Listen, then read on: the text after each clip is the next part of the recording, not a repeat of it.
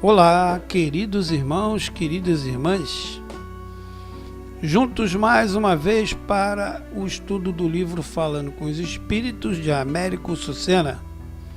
Estamos entrando hoje na penúltima parte, nosso 18º encontro. E depois disso, nós entraremos na nossa parte final, no nosso 19º encontro, aonde vamos falar de harmonia, a formação dos grupos mediúnicos, né, para esses trabalhos. Mas antes, porém, eu queria falar com vocês que notamos que houve uma caída no envio de e-mails que vínhamos recebendo, né? As pessoas não têm feito muito questionamento, não têm feito muita sugestão, dado suas opiniões a respeito do trabalho. Isso pra gente, de certo modo, é bom, porque aqui nós achamos que está todo mundo entendendo tudo. Ou por outro lado, as pessoas estão acanhadas em fazer perguntas, em questionar, mas eu quero mais uma vez deixar bem claro: o que vocês perguntam lá por e-mail é respondido somente para vocês.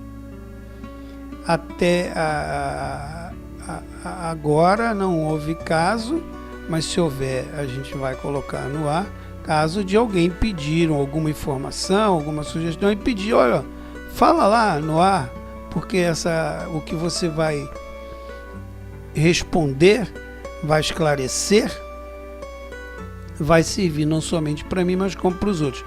Caso haja pedido por parte de vocês. Caso não, é respondido somente por e-mail. Fica entre vocês e o nosso grupo, ok? E vamos lá, então, ao nosso 18º encontro. E hoje estaremos falando também ainda sobre características de espíritos suicidas diretos. Vamos aqui a alguns itens que Sucena nos mostra como sendo características neste caso. O desespero e o remorso superlativo. O desespero não permite que percebem que estão sendo ajudados. O pensamento está sempre fechado ou em looping. O espírito repete centenas de vezes, dezenas de vezes, milhares de vezes a cena do suicídio. Podem ter dificuldades em falar caso tenha atingido o centro de fala. Quando são trazidos e porque há a possibilidade real de memória. Essas são as características mais comuns. Quais são as condutas inadequadas para esses casos? Falar por espírito, pedir calma sem parar, culpar o espírito pelo seu deslize e desconsiderar a dor que ele ou ela sente. Muito importante isso. Quais serão as condutas adequadas neste caso? Vamos a elas. Alguém que está por aqui e passou por isso sabe como ajudá-lo. Essa alternativa é fortíssima. Quando o espírito está em desespero total, já tivemos oportunidade de observar o fenômeno dessa proposta em várias vezes. O espírito que verbaliza sem parar o seu desespero silenciou-se de repente e perguntou: Quem é que está aí que pode nos ajudar? Aí você confirma a existência de hospital ou tratamento especializado. Recuperação depende da vontade dele, do espírito. Temos que ficar muito claro nisso. Isso aí também serve para os encarnados, né? A gente sabe disso, que a melhora para muitos casos, casos de depressão, casos de vícios e outras coisas, a melhora ela vai depender principalmente da vontade daquele que está sendo atingido por alguma dessas coisas, né? E ele conta aqui pra gente mais duas condutas adequadas. A ocupação constante é o melhor remédio para esquecer o ato difícil. E em último caso, se houver méritos a considerar, até a nova encarnação rápida pode ser providenciada para que ele esqueça o que houve no passado. Muito bacana, muito claro esse ponto dele aí. Vamos agora para características de espíritos que são agressivos. Vamos a elas. Eles apresentam-se autoritários. Não querem falar, pelo menos dizem que não. Há um diálogo difícil. Não tem paciência para ouvir. Ameaçam e agridem verbalmente. Podem estar até acompanhados por outros parceiros. Gente, esse é o caso que a gente mais vê acontecer nas salas mediúnicas de espíritos agressivos. Eles vêm normalmente nessas formas que eu acabei de citar.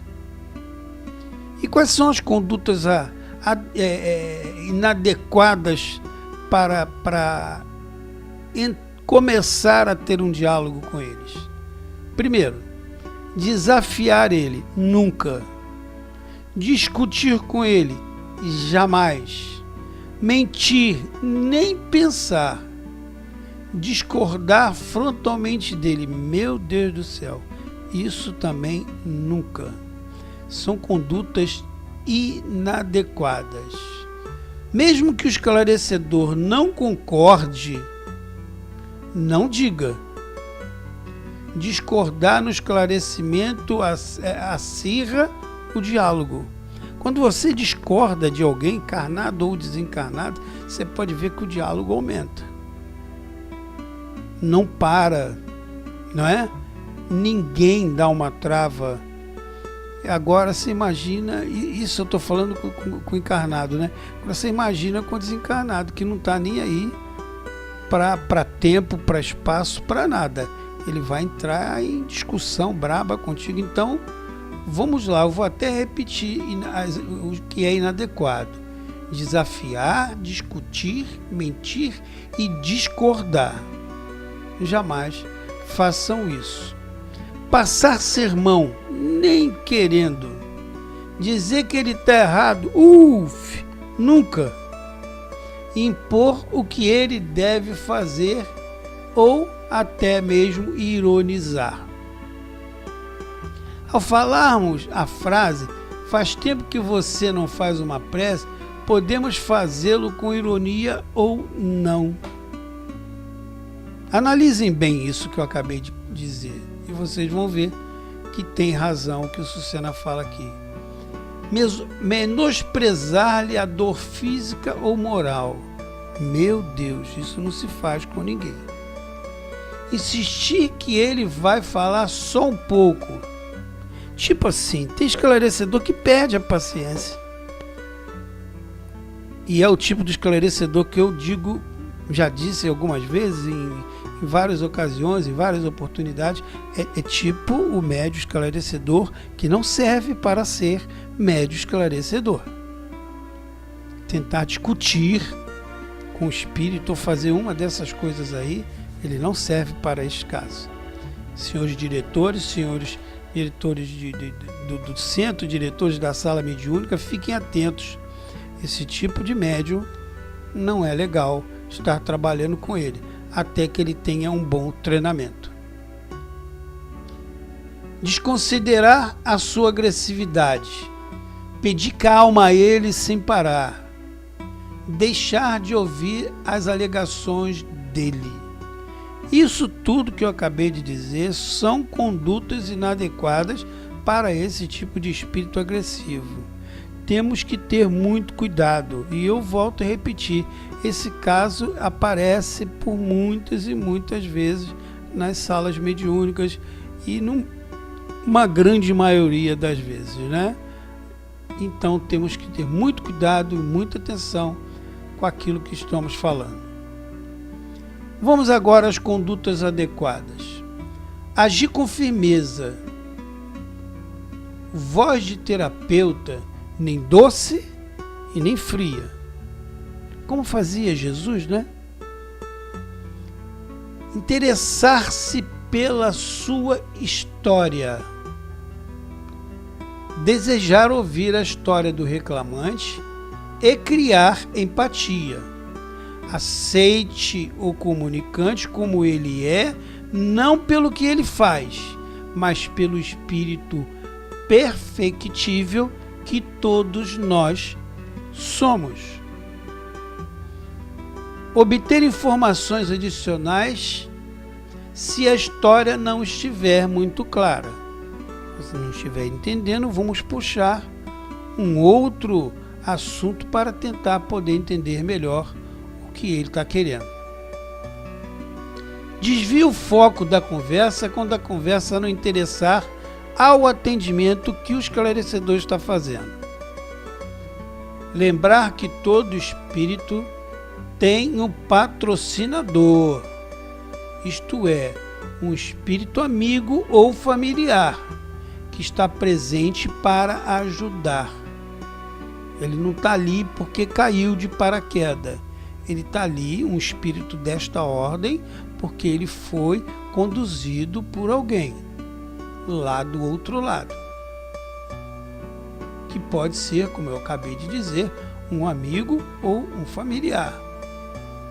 Ainda que o espírito não o veja quem é. Mesmo que ele não saiba quem é, mesmo que ele não está vendo, porque ele ainda não está ainda aberto a isto, mas tem alguém ali com ele. Fazer referências a sonhos, cheiros, toques, etc.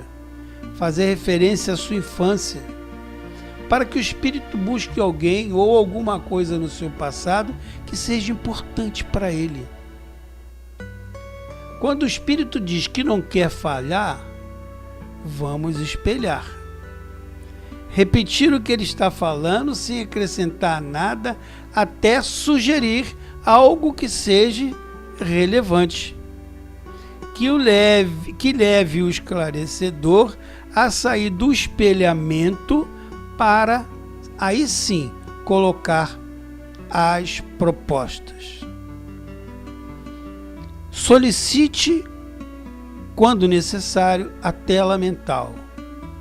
Na hipótese do espírito pedir para ir embora, encaminhar para quem possa dar a ele a autorização. Na hipótese do espírito não aceitar nada, aí entra a sonoterapia. Vamos passar para a característica de espíritos vingadores agora. Quais são essas características? Consideram-se vítimas, eles acham-se no direito de cobrar alguma coisa, reclamam de não terem tido ajuda, são instrumentos dos dirigentes, fazem trabalhos à base de troca de favores. Esse dirigente aqui é o dirigente dele lá do outro lado, é o espírito que comanda lá aquilo que podemos dizer da máfiazinha do mal, né? Só para dar uma alegrada aí. Quais são as condutas inadequadas neste caso? Dizer que ele está errado. Dizer que quem planta, colhe. Você vai ver o que você fez de errado no passado. Ou aí você acaba com tudo quando diz essas coisas. Condutas mais adequadas. Falar do risco da luta se eternizar. Recorrer, quando for o caso, à tela mental. Dá um tempo para que os mentores providenciem esta regressão. Não somos nós que vamos estar fazendo essa regressão, ok? Por mais conhecimento que tenhamos, por mais formação que tenhamos, você está lidando com o espírito e não com o ser encarnado. Eu digo isso porque tem pessoas que sabem fazer, estão qualificadas para fazer esse tipo de trabalho, hipnose, regressão, mas que é feito para encarnado, não é feito para desencarnado. Esse trabalho é feito pelo outro lado. É como a gente diz popularmente na gíria, né? Vamos usar aí, cada um no seu quadrado. Condutas mais adequadas. Falar do risco da luta se eternizar, recorrer à tela mental e dar um tempo para os mentores providenciários. Ok? Repetir de novo para você ter a certeza do como você vai agir. Vamos passar agora para a última parte de hoje, que são as características dos espíritos dirigentes das trevas. É aquele que eu falei lá em cima, que são o pessoal que cuida da máfia aí, né? Quais são essas características? Raramente comparecem à reunião. Eles se consideram o chefe, eu sou o chefe, não vou em lugar nenhum, e é complicado quando a espiritualidade consegue carregar um para lá. Comparecem para estudar o grupo. Eles vêm para ver como é que vocês estão trabalhando, como é que está todo mundo trabalhando, qual é o ponto fraco de cada um e aonde ele vai fazer o ataque para que esse nosso trabalho não dê certo. Sondar o esclarecedor. É o primeiro que ele vai tentar sondar, é o esclarecedor. Eles são autoritários, inteligentes, são frios, calculistas. Temos que ter muita atenção. São acostumados a dar ordens, a mandar. Possuem um diálogo totalmente difícil. Não tem também paciência para ouvir. São ameaçadores e agressivos. Vou matar, vou fazer, vou acontecer. Coisas desse tipo que eu creio que vocês conheçam. Reclamam da atuação contra eles.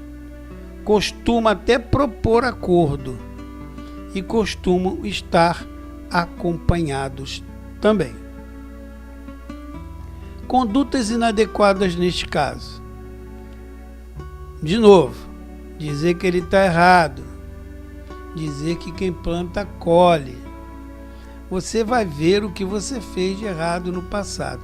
A mesma coisa do outro. Se notarmos bem aí, se fizermos isso que é inadequado, nós estamos praticamente afrontando ele, indo a nível dele. Estamos sendo agressivos, não estamos sendo tolerantes, pacientes, que é o que temos que ser nesses trabalhos. E como eu falei aqui, ele vem sondar se o esclarecedor, se os que estão atuando naquela sala têm condições morais, têm conhecimento do que estão ali fazendo. E quando ele vê que não tem, blau, blau, ele vai deitar o cabelo. Ele vai fazer o que quer. Porque ele nota que você está ali somente por ser médium.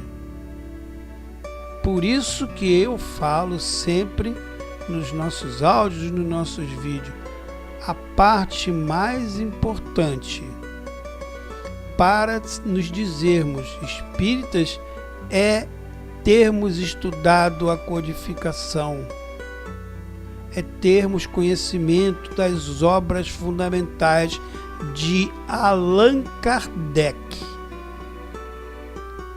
Se nós tivermos isso, pelo mínimo que seja, nós temos base. Nós temos como dialogar com eles. Nós não vamos deixar nos ser enganados. Quais são as condutas adequadas? Agir pelo lado afetivo, mas com muita lógica. Detectar pessoas ligadas a ele, necessitando de ajuda. Sempre há alguém interessado por ele. Pode haver aparição de entidade conhecida dele. Pode haver a interferência do mentor. Pode haver a aparição da entidade conhecida dele. E pode haver interferência da espiritualidade amiga de modo geral, né? E não perder a paciência e sugerir uma regressão neste caso, ok? Queridos irmãos, queridas irmãs, terminamos aqui o nosso 18º e penúltimo encontro do livro Falando com os Espíritos, ok? Estaremos em breve na nossa última parte para dar a finalização do estudo desse livro, ok? Queridos irmãos, Deus no seu coração, muita paz e não se esqueçam, Espiritismo sem estudo é Espiritismo sem qualidade. Até o nosso próximo encontro. Tchau, tchau.